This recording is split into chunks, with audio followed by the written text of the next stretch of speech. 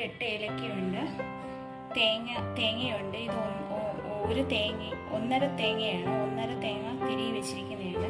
ഇപ്പോൾ ശർക്കര പാനി 1 ലിറ്റർ ഉണ്ട്, പാനിയാക്കി വെച്ചിരിക്കുന്നതാണ്.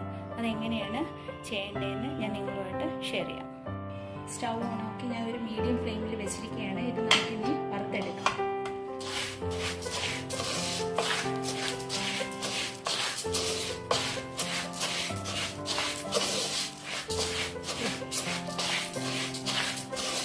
ഒരുപാട് വറുത്ത് പോകേണ്ട, ഒരു ഗോൾഡൻ ബ്രൗണിഷ് ആകുമ്പോഴേക്കും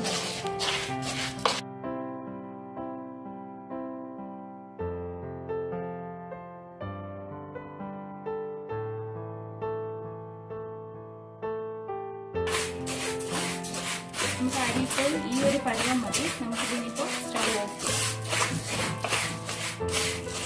ഇതിപ്പം തണുത്തിട്ട് നമുക്കിത് ചെറിയ ജാറിലിട്ട് അടിച്ചെടുക്കാം. ഞാൻ നേരത്തെ വറുത്ത് വെച്ചിരുന്ന അരിയെല്ലാം പൊടിച്ചിട്ടുണ്ട്. ഇതേ കണക്ക് പൊടിച്ചെടുത്തിട്ടുണ്ട്. ഇത് നമുക്ക് ഇനി അത് തയ്യാറാക്കിയെടുക്കാം.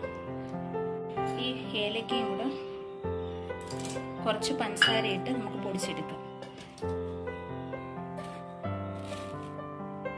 ഇത്ര പഞ്ചസാര ഇട്ട് നമുക്ക് ഏലക്കയും കൂടെ പൊടിച്ചെടുക്കാം. ഇപ്പോൾ സ്റ്റൗ ഓൺ ആക്കിയിട്ടുണ്ട്. നമുക്ക് ഈ ശർക്കര പാനി ഒഴിച്ചു കൊടുക്കാം.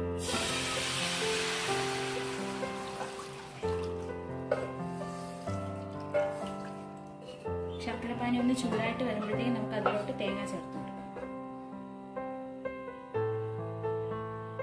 ശർക്കര നന്നായി തിളച്ച് വന്നിട്ടുണ്ട്.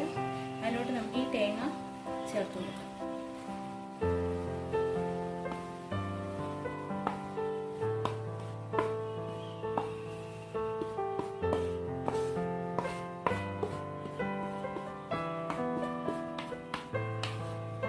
നന്നായിട്ട് യോജിപ്പിച്ച് കൊടുക്കാം. ഇപ്പോൾ ഒരു മീഡിയം ഫ്ലെയിമിലാണ് ഇരിക്കുന്നത്.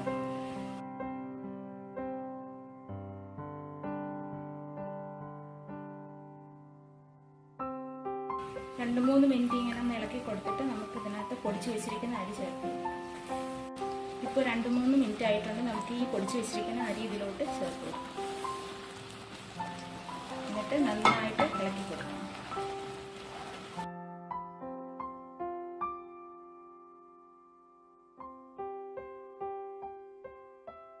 ഇതിലോട്ട് നമുക്ക് ആ പൊടിച്ച് ഏലക്ക ചേർത്ത് കൊടുക്കാം.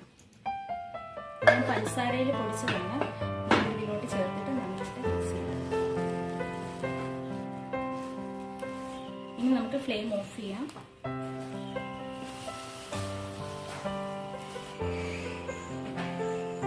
ഞാൻ ഫ്ലെയിം ഓഫ് ചെയ്തു. എന്നിട്ട് ഇതെല്ലാം കൂടെ ഒന്ന് യോജിപ്പിച്ച് കൊടുക്കുകയാണ്.